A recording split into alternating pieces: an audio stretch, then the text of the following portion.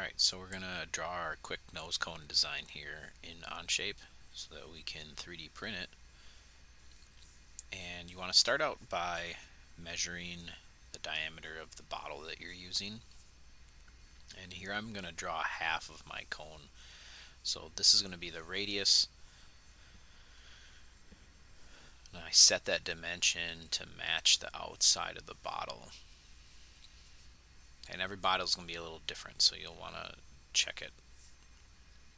Okay, and then I'm just going to draw this little angle going up, straight, using the line tool, and then I'll grab my spline tool and I'm going to kind of make kind of this curved nose cone shape, and I want it to end in the middle, so I want to find that little vertical yellow line, and then at the end of my spline I'll double click to end that, and then I'll close it all up with some straight lines. So a straight vertical line down to the origin, and then one across gets us our polygon. Then you can end your sketch.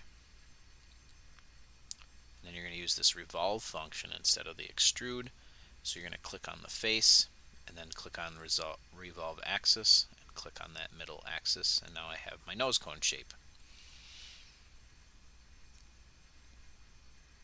Okay, so from here I'm just going to export this just like I would any other 3D file. I don't have to worry about it being hollow or any of that because we're going to have the slicing software do the work for us. Okay, so I'm just exporting this solid object that looks like a cone.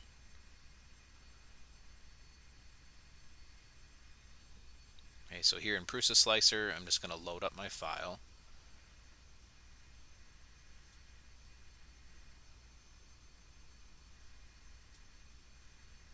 Okay, and then I'm going to change a setting in the print settings.